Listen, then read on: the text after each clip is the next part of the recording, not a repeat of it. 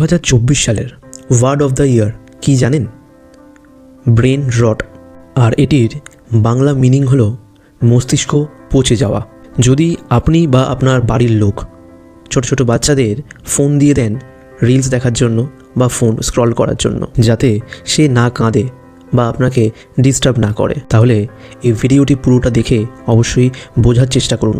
Over consumption of social media বা বিনা পারপাসে mobile নিয়ে ঘাঁটা, আর এটা ব্রেনকে ওভার স্টিমুলেট করে, আর এরই জন্য মেন্টাল হেলথ ইস্যু দেখতে পাওয়া যায়। আর এই পুরো ব্যাপারটিকে বলা হয় ব্রেন রট। এখন যে সমস্ত বাচ্চারা ফোনে অ্যাডিক্টেড হয়ে রয়েছেন, তারা ভবিষ্যতে গিয়ে বিভিন্ন রকম নেশা দ্রব্যে অ্যাডিক্টেড হতে পারে। এক্সাম্পল, অ্যালকোহল, সিগারেট বা বিভিন্ন রকম ড্রাগস।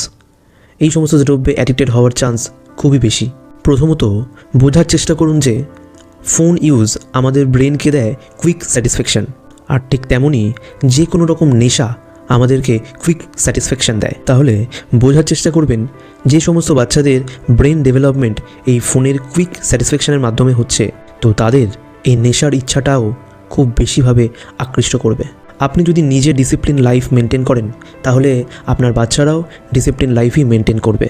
আপনি যদি আপনার বাচ্চার সামনে বা অন্য কোনো সময় এক্সারসাইজ করেন বা ফাঁকা টাইমে মোবাইল ফোন না ঘেঁটে বই পড়েন বা মোবাইল ফোন ঘাঁটলেও বিভিন্ন রকম অথারের বায়োগ্রাফি শোনান, তাহলে আপনার বাড়ির বাচ্চারাও সেটাই ফলো করবে ইন ফিউচার।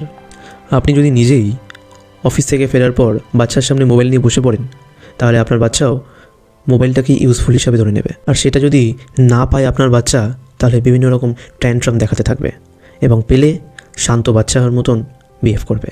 চয়েস সম্পূর্ণ আপনার। আপনি কি আপনার বাচ্চাকে ইনডিসিপ্লিন বানাবেন নাকি ডিসিপ্লিন লাইফ মেনটেন করাবেন? ভিডিওটি যদি ভালো লাগে অবশ্যই লাইক করবেন এবং ফেরিওয়ালা পেজটিকে অবশ্যই ফলো করবেন। Thank you so much for watching ফেরিওয়ালা।